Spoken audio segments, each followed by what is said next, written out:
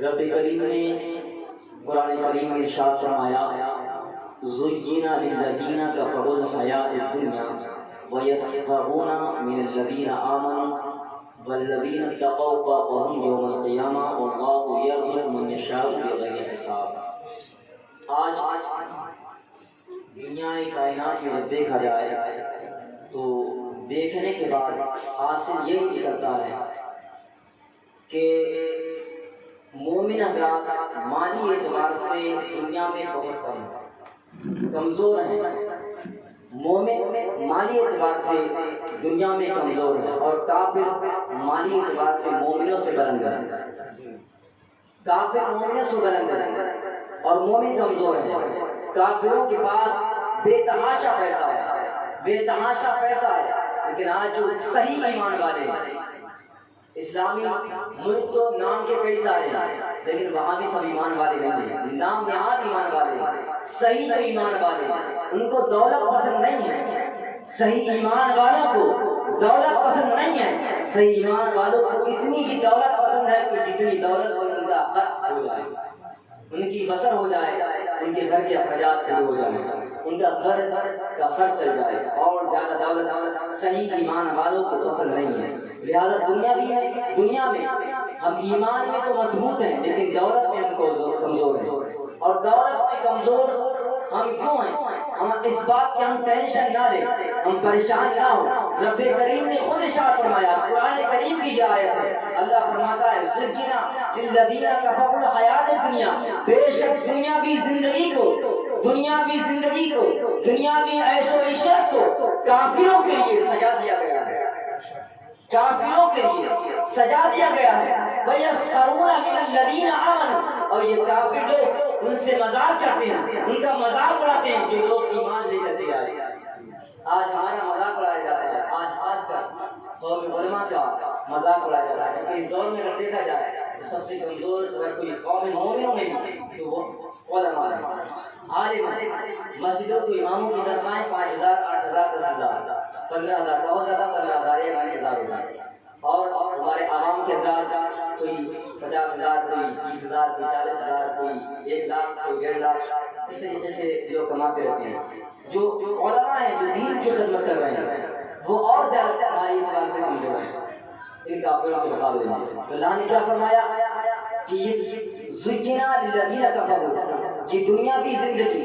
کافروں کے لیے سجا دی گئی ہے، یعنی کافروں کے لیے یہ دنیا جنت بنا دی گئی ہے۔ مانا یہ کر لیجیے، یہ دنیا کافروں کے لیے جنت بنا دی گئی ہے، اور یہ کافر کیا کرتے ہیں؟ اب جب جنت میں اپنی جنت میں لذت لیتے ہیں، جو اپنی جنت میں عیش کرتے ہیں، جب دنیا میں عیش کرتے ہیں، دنیا میں مگن ہو جاتے ہیں، تو ایمان والوں کی جب ٹوپیوں کو دیکھتے ہیں، ایمان والوں کے جب کرتوں کو دیکھتے ہیں تو مذاق کرنے لگتے ہیں۔ اللہ نے یوں ہی فرمایا وَيَسْخَرُونَ مِنَ الَّذِينَ آمَنُوا، اور یہ کفار لوگ، یہ کافر لوگ ایمان والوں سے مذاق کرتے ہیں۔ اللہ فرماتا ہے وَالَّذِينَ فَوْقَهُمْ يَوْمَ الْقِيَامَةِ، اور وہ لوگ اور وہ یہ کافر جن ایمان والوں سے مذاق کرتے ہیں، جن ایمان والوں کا مذاق اڑاتے ہیں، کل قیامت کے دن یہ کافر نیچے ہوں گے اور ایمان والے اوپر ہوں گے۔ کافر نیچے ہوں گے اور ایمان والے اوپر ہوں گے۔ واللہ یرزق من یشاء بغیر حساب، اللہ جس کو چاہتا ہے، چاہے مومن ہو چاہے کافر ہو۔ یہاں پر اللہ نے مطلق سے فرمایا واللہ یرزق من یشاء، اللہ جس کو چاہے اتنا دے، اتنا عطا کرے کہ وہ انسان اس کی گنتی نہیں لگا سکتا۔ آج اللہ نے مومنوں کو کم دیا ان کی آزمائش کے لیے، ان کے آزمائش ان کو آزمانے کے لیے، اور کافروں کو زیادہ دیا، کافروں کو زیادہ دیا۔ میرے عزیزوں، جب آزمائش کے لیے ساری دنیا ہماری آزمائش کے لیے، تو اس دنیا میں ہم دل نہ لگائیں، اپنے دل کو اس دنیا میں مگن نہ کریں، بلکہ مصطفیٰ کریم کی باتوں پر عمل کریں، مصطفیٰ کریم کی حدیث پر عمل کریں۔ مصطفیٰ کریم نے حدیث میں ارشاد فرمایا الدنیا سجن المؤمنین وجنت للکافرین، یہ دنیا مومنوں کے لیے قید خانہ ہے۔ کس کے لیے؟ مومنوں کے لیے۔ یہ دنیا مومنوں کے لیے قید خانہ ہے، کافروں کے لیے جنت ہے، کافروں کے لیے جنت ہے۔ اس دنیا میں آج ہم خوش منا رہے ہیں، جناب حاجی غلام حسین صاحب کا، آپ نے ان کی زندگی دیکھی ہوگی، جن بزرگوں نے ان کی زندگی دیکھی ہوگی، انہوں نے اپنی زندگی پر کوئی بھی شریعت کے خلاف کام نہ کیا ہوگا، اس لیے کہ آج ان کا اس منایا جا رہا ہے۔ آج اس کیوں منایا جا رہا ہے؟ اسی لیے تو منایا جا رہا ہے کہ انہوں نے اپنے دل کو دنیا سے نہیں لگایا، بلکہ دل کو مصطفیٰ کی محبت میں ہمیشہ بیدار رکھا، آقا کریم کی محبت میں بیدار رکھا۔ تو سرکار مدینہ نے ارشاد فرمایا الدنیا سجن المؤمنین، کہ دنیا مومنوں کے لیے قید خانہ ہے۔ کوئی پتہ یہ چلا کہ دنیا ہم و شما کے لیے قید خانہ ہے۔ جب ہم و شما کے لیے قید خانہ ہے تو اس قید خانے میں ہمیں سکون اور اطمینان حاصل نہیں ہوگا۔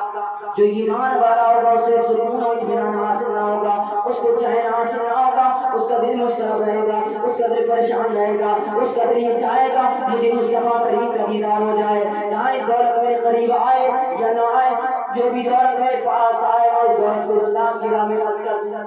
اس دولت کو میں اسلام کی راہ میں خرچ کر دوں۔ اس کا دل یہ چاہے گا کہ دنیا جب میرے لیے قید خانہ ہے تو اس قید خانے میں میں اپنے دل کو نہیں لگاؤں گا، اپنے دل کو لگاؤں گا تو مصطفیٰ کریم کے جلووں سے لگاؤں گا،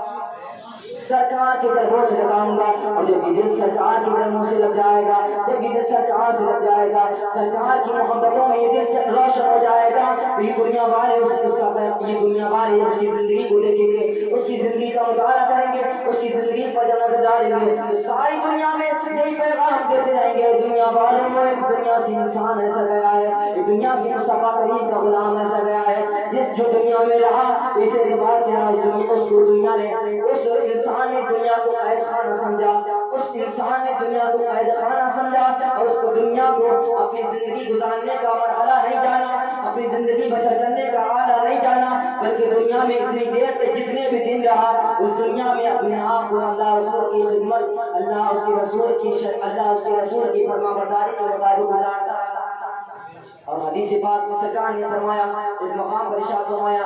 الدنیا، سرکار فرماتے ہیں الدنیا مزرعہ الآخرہ، یہ دنیا آخرت کی کھیتی ہے، یہ دنیا آخرت کی کھیتی ہے۔ تو آخرت کی کھیتی جب یہ دنیا ہے تو جو بھی اللہ والا اس دنیا میں رہتا ہے تو اس دنیا میں کو جنت کے اعتبار سے اس دنیا میں اپنا دل نہیں لگاتا، بلکہ اس دنیا کو دار العمل سمجھ کے، دار العمل جان کر کے اس دنیا میں اعمال صالحہ کرتا ہے۔ اور یہ دنیا دار العمل ہے، اس دنیا میں اگر جتنے اچھے عمل کیے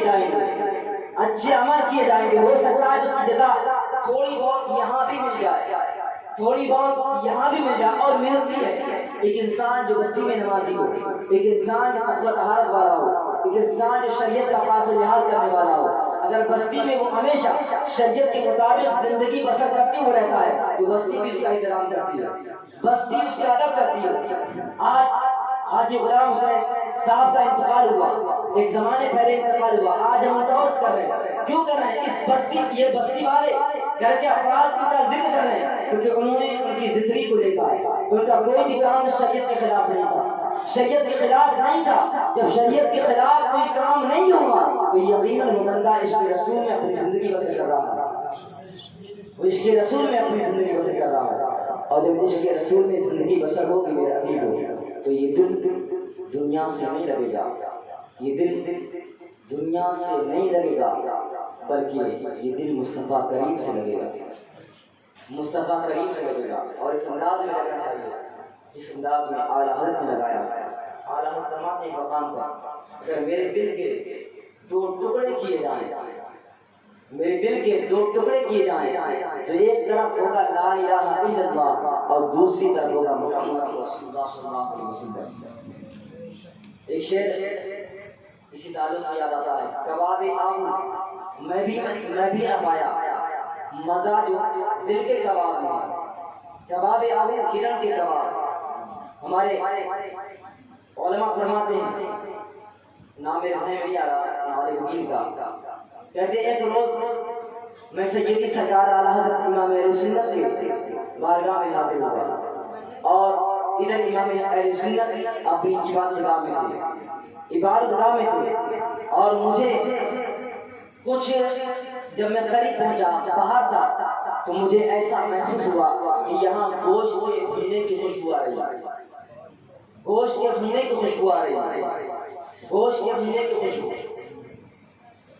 بات سمجھ آ رہی ہے؟ گوشت کے بھونے کی خوشبو امام اہل سنت کے دربار میں۔ اب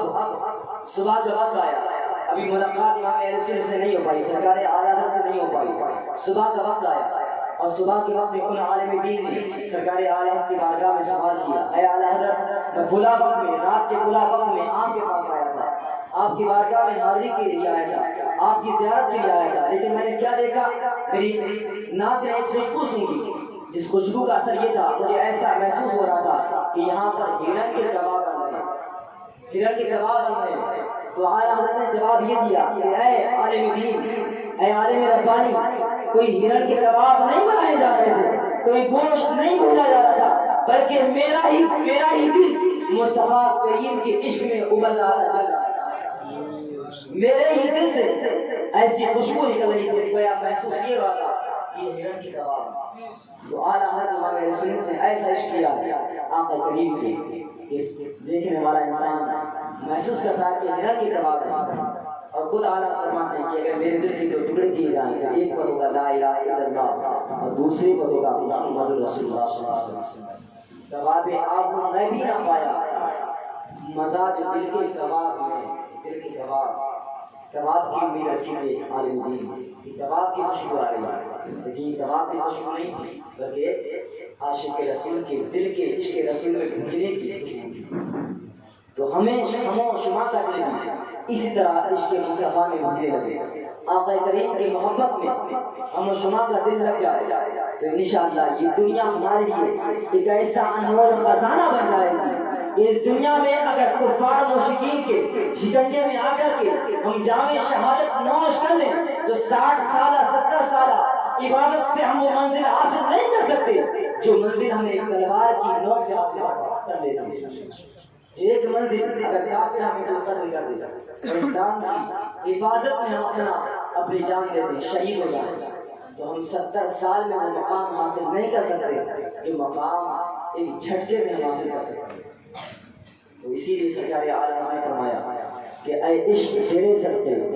جلنے سے چھوٹے سستے، اے عشق تیرے صدقے جلنے سے چھوٹے سستے، وہ آگ بجھا دے گی جو آگ لگائی ہے،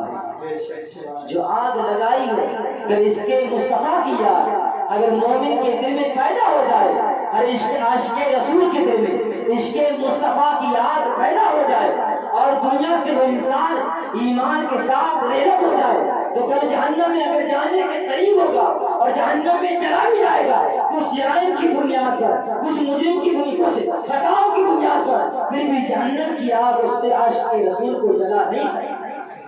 اے عشق تیرے سستے جلنے سے چھوٹے سستے، وہ آگ بجھا دے گی جو آگ لگائی ہے۔ تو میرے عزیزوں، قلت وقت آمد کی ہے، وقت تو بہت ہو چکا ہے، لہذا میں اپنے گفتگو کو یہیں سے بیٹھتا ہوں، بس چند باتوں پر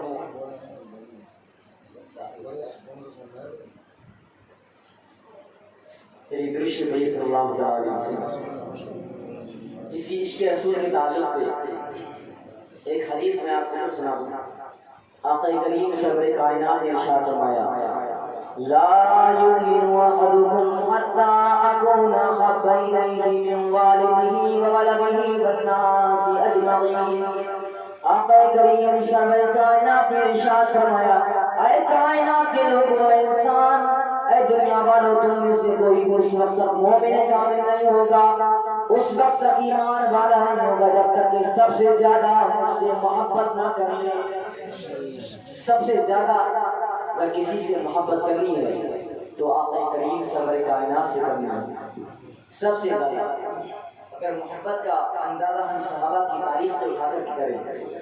تو صحابہ کی تاریخ کا ہم اگر مطالعہ کریں تو سرکار کی محبت اس طرح نمایاں ہمیں نظر آتی ہے، اس طرح چمکتی اور دمکتی نظر آتی ہے کہ کائنات عالم میں اب ایسا عاشق رسول نظر ہی نہیں آتا۔ ایک صحابی رسول ہے حضرت صہیب رضی اللہ تعالیٰ، ایک بلکہ حضرت خبیب رضی اللہ تعالیٰ، صحابی بھی ہیں حضرت خبیب بھی ہیں۔ یہ حضرت خبیب رضی اللہ تعالیٰ مصطفیٰ کریم کے مشابہ تھے، سرکار کے دیکھنے میں سرکار کے مشابہ تھے، تو کافروں نے ایک وقت ان کو سرکار سمجھ کر کہ یہی مصطفیٰ کریم علیہ الصلوۃ والتسلیم ہے، یہ سمجھ کر اور ان کو قید کر دیا، قید میں مطلع کیا، قید میں مقید کر دیا۔ المختصر یہ کہ ان سے کہا تم ہی محمد عربی صلی اللہ علیہ وسلم۔ حضرت خبیب نے کہا میں کیا محمد ہوں گا، میں تو محمد صلی اللہ علیہ وسلم کے قدموں کی دھول بھی نہیں ہوں، میں تو قدموں کی دھول بھی نہیں ہوں۔ آقا کریم سرور کائنات کے عشق میں لوگوں نے اذیتیں دی، تکلیفیں دی، اتنی تکلیفیں دی کہ حضرت خبیب رضی اللہ عنہ کو ایک مدینہ مکہ کے صحرا میں ایک جگہ پر لٹکایا گیا، حضرت خبیب کو لٹکایا گیا، عشق رسول کا عاشق رسول کو لٹکایا گیا، اور خبیب سے کہہ رہے ہیں اے خبیب اپنے دین اسلام سے پھر جاؤ، محمد کی کلمے کو چھوڑ دو، محمد کے نام کو چھوڑ دو، محمد کو جو ایمان لے کر کے آئے تھے اس ایمان سے برطرف ہو جاؤ۔ حضرت خبیب کہتے ہیں یہ ایک جان کیا ہے، یہ ایک جان کیا ہے، اگر ہو کروڑوں یہ ایک جان کیا ہے، اگر ہو کروڑوں تیرے نام پر سب کو قربا کروں گا، تیرے نام پر سب کو وعدہ کروں گا۔ اے کافروں، اے مکہ کے کافروں، یہ ایک جان کیا ہے، اگر اللہ خبیب کو ہزاروں جان دے تو بھی ایک ایک کر کے یہ خبیب مصطفیٰ کے نام پر اپنی جانوں کو قربان کرنا چلا جائے، یہ خبیب مصطفیٰ کے نام پر اپنی جانوں کو قربان کرتا چلا جائے۔ میرے عزیزو، حضرت خبیب رضی اللہ تعالیٰ عنہ کو پھر یہ کافر ٹارچر کر رہے ہیں، پھر یہ اذیتیں دے رہے ہیں کہ اے خبیب اپنے اسلام سے پھر جاؤ۔ خبیب کہتے ہیں اپنے اسلام سے میں نہیں پھر سکتا، چاہے کتنی اذیتیں مجھے دے دو، چاہے کتنی تکلیفیں مجھے دے دو، چاہے کتنی پریشانیاں مجھے دے دو، لیکن مصطفیٰ کے نام کا جو نام میں نے جپ لیا ہے، مصطفیٰ کا کلمہ جو میں نے پڑھ لیا ہے، اب جان چلی جائے، جان چلی جائے، لیکن مصطفیٰ کا دامن نہیں چھوڑ سکتا ہے، مصطفیٰ کا دامن نہیں چھوڑ سکتا ہے۔ حضرت خبیب کو اتنی اذیتیں دی کہ ایک چوراہے پر لٹکایا گیا، اور لٹکانے کے بعد حضرت خبیب کو مسئلہ کیا گیا۔ مسئلہ کسے کہتے ہیں؟ مسئلہ یہ آپ کے کان کاٹے گئے، آپ کی ناک کاٹی گئی، آپ کے جسم کے اعضاء کاٹے گئے، اور یہ سوچا کہ ان کو کاٹ رہے ہیں اور بستی والے جو اہل مکہ دیکھیں گے تو عبرت حاصل کریں گے کہ محمد کے غلاموں کا یہ اثر ہوتا ہے، محمد کے غلاموں کا یہ حال ہوتا ہے، محمد کے غلاموں کا یہ انداز ہوتا ہے، محمد کے غلاموں کو ایسی سزا دی جاتی ہے۔ حضرات محترم، کفار مکہ کے کچھ جوانوں نے جب خبیب کی لاش کو دیکھا، جب خبیب کی لاشوں کو دیکھا تو لاشیں کو دیکھ کر ان کے دل میں یہ عبرت جاگ تھی، شاید یہ بہت بڑا گنہگار ہے، شاید یہ بڑا خطاکار انسان ہے، شاید یہ بڑا گنہگار انسان ہے جس کی بنیاد پر اس کو ایسی سزا دی گئی ہے، ایسی اذیتیں دی گئی ہے، ایسی تکلیفیں دی گئی ہے۔ جب ایک جوان نے دیکھا، اب دل تڑپ گیا، دل تڑپنے لگا کہ آخر اس بات کی تحقیق تو کی جائے کہ کہیں ایسا نہ ہو کہ جو سزا دی گئی ہے یہ سزا کے لائق نہ ہو اور ان کو سزا دے دی گئی۔ وہ جوان نے تحقیق کی، تحقیق کرنے کے بعد اس جوان کی ملاقات کسی شخص سے ہوئی، کسی دیندار سے ہوئی۔ وہ دیندار سے سوال کیا، اے جوان، میں نے چند مہینے پہلے، چند دنوں پہلے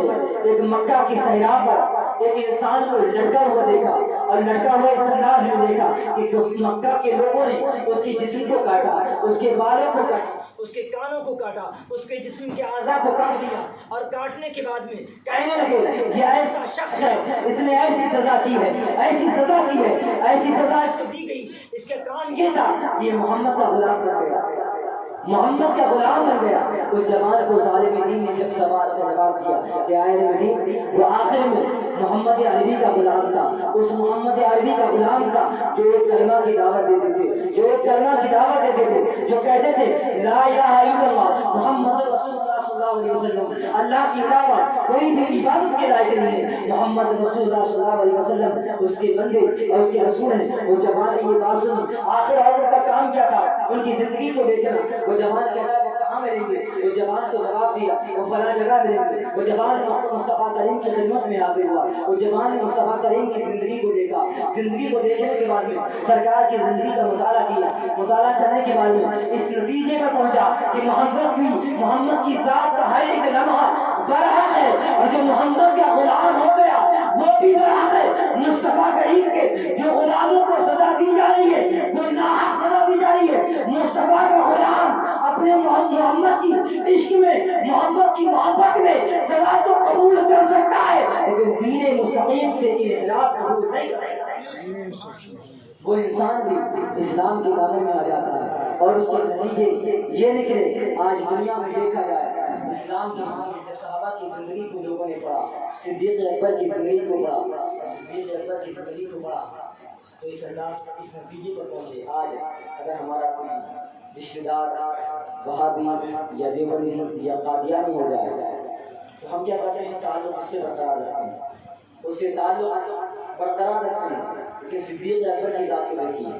ان سے بڑا کوئی انبیاء کے بعد کوئی مسلمان ہے؟ ان سے بڑا کوئی مومن نہیں ہے۔ انبیاء کے بعد، رسولوں کے بعد اگر دنیا کائنات میں سب سے بڑا ایمان والا کوئی بندہ ہے وہ حضرت صدیق اکبر رضی اللہ تعالیٰ عنہ۔ سب سے بلند ایمان میں سب سے زیادہ بلند حضرت صدیق اکبر رضی اللہ تعالیٰ عنہ ایک دن اپنے والد سے جنگ کر رہے تھے۔ یہ والد اسلام کے حلقے میں نہیں آئے تھے، اسلام کے دامن میں نہیں آئے تھے، ابھی ایمان قبول نہیں کیا تھا۔ صدیق اکبر رضی اللہ تعالیٰ عنہ جنگ میں صدیق اکبر رضی اللہ تعالیٰ عنہ اپنے والد سے تقابل کر رہے ہیں، لڑ رہے ہیں، اور اچانک والد نے ایسا دعویٰ کیا کہ صدیق اکبر زمین پر آ گیا، زمین پر آ گیا، اور زمین پر آنے کے بعد والد کی گردن صدیق اکبر کی گردن پر، والد کی تلوار صدیق اکبر کی گردن پر، لیکن بیٹا سمجھ کے آپ کے والد کو چھوڑ دیا، آپ کے والد نے چھوڑ دیا۔ جب یہ باپ، آپ کے باپ حضرت صدیق اکبر کے والد ایمان لے آئے اور باپ بیٹے میں بحث ہوئی، باتیں ہوئی کچھ، تو صدیق اکبر رضی اللہ تعالیٰ عنہ سے آپ کے والد نے کہا، اے صدیق تم پر میرا احسان ہے، تم پر میرا احسان ہے۔ آپ نے فرمایا کیا احسان ہے؟ کہا فلاں جنگ میں فلاں موقع پر تمہاری گردن میری تلوار کے نیچے آ گئی تھی، میں نے تمہیں بیٹا سمجھ کے چھوڑ دیا تھا، تم اسلام کے حامی تھے، اسلام کو ترقی دینے والے شخص تھے۔ صدیق اکبر نے جواب دیا، اے والد محترم اگر اس وقت میری تلوار کے نیچے آپ کی گردن آ جاتی تو میں آپ کو باپ سمجھ کے چھوڑتا نہیں بلکہ دشمن نبی سمجھ کے آپ کو قتل کر دیتا۔ یہ تھا صدیق اکبر کا جواب اپنے والد کے لیے کہ آپ کو اپنا والد سمجھ کے، اپنا باپ سمجھ کے چھوڑتا نہیں بلکہ میں آپ کو دشمن نبی سمجھ کے قتل کر دیتا، آپ کی گردن اڑا دیتا۔ تو میرے عزیزو یہ ہمیں عشق دیا صحابہ، یہ ہمیں عشق دیا ہے۔ ہم صحابہ کی زندگی کو پڑھیں تو بہت سے صحابہ ایسے ہیں جنہوں نے اپنے والد کو خود اپنی تلوار کے نیچے قتل کر دیا عشق مصطفیٰ میں۔ لیکن ہم اگر ہمارا باپ فاسق ہے، فاجر ہے، بد مذہب ہے اور بد مذہبیت اس کی اس حد تک پہنچ چکی ہے کہ وہ کفر کرتا رہتا ہے، شراب کے نشے میں یا کسی اور چیز کے نشے میں کفر کرتا رہتا ہے، تو ہم اس کو سمجھاتے بھی نہیں ہیں اور نہ اس سے علیحدگی اختیار کرتے ہیں، بس کسی کے ساتھ کھانا کھاتے ہیں۔ اگر اس کو سمجھائیں کفر سے اگر وہ باز آتا ہے تب تو ٹھیک ہے، اس سے ریلیشن رکھا جائے، لیکن اگر کفر سے باز نہیں آتا اس کے گھر سے دور کر دیا جائے، چاہے وہ باپ ہو، بیٹا ہو، عزیز ہو، کوئی بھی۔ اسلام کا تقاضا یہ، اسلام کے آڑے آقا کریم کی محبت میں جو بھی آ جائے اور جو محبت کے خلاف ہوگا وہ اس سے محبت نہیں کی جائے گی کہ محمد سے وفا تو نے تو ہم تیرے ہیں، ڈاکٹر اقبال کہتے ہیں کہ محمد سے وفا تو نے تو ہم تیرے ہیں، یہ جہاں چیز ہے کیا لوح قلم تیرے ہیں۔ محمد کی محبت دین حق کی شرط اول ہے، محمد کی محبت دین حق کی شرط اول ہے، اسی میں ہو اگر خالی تو سب کچھ دام کم ہے۔ اسی لیے میرے عزیزو اپنی عشق مصطفیٰ کی جو رگ ہمارے دلوں کے اندر ہے اس کو ترقی دی جائے، اس کو ترقی دی جائے، اس کو فرمان چلایا جائے، اور عشق مصطفیٰ کی خاطر ہمیشہ کم سے کم زیادہ دل میں فجر سے لے کر مغرب تک 100 مرتبہ آقا کریم پر درود پڑھا جائے، 100 مرتبہ، زیادہ صرف 100 بار، اور 100 بار پڑھیں گے صلی اللہ علیہ وسلم، مشکل سے 3 سیکنڈ لگ رہے ہیں، 3 سیکنڈ صلی اللہ علیہ وسلم، 3 سیکنڈ مشکل سے لگ رہے ہیں، اور 100 مرتبہ اگر پڑھیں گے تو بہت زیادہ 2 منٹ یا 4 منٹ لگے گا. اسی لیے اور درود سے انسان کا عشق اور زیادہ بیدار ہوتا ہے. لہٰذا چاہیں گھر کی عورتیں ہوں یا بچے ہوں یا جوان ہوں یا بوڑھے، سب 100 مرتبہ کا اپنا عہد کریں. اس محفل میں آئے ہیں تو یہ عہد کریں گے 100 مرتبہ ہر روز آقا کریم سرور کائنات درود بھیجیں گے. بولیے انشاءاللہ. آقا کریم فرماتے ہیں من صلی علیہ صلاۃ صلی اللہ علیہ الفا، جو بندہ مومن مجھ پر 100 مرتبہ درود پڑھتا ہے. آقا فرماتے ہیں جو بندہ مومن چاہے وہ مرد ہو یا عورت، اگر مجھ پر 100 مرتبہ درود پڑھتا ہے اللہ رب العزت اس پر 1000 رحمتیں نازل فرماتا ہے. 1000 رحمتیں ہمیں 100 مرتبہ درود پڑھنے میں مل رہی ہیں.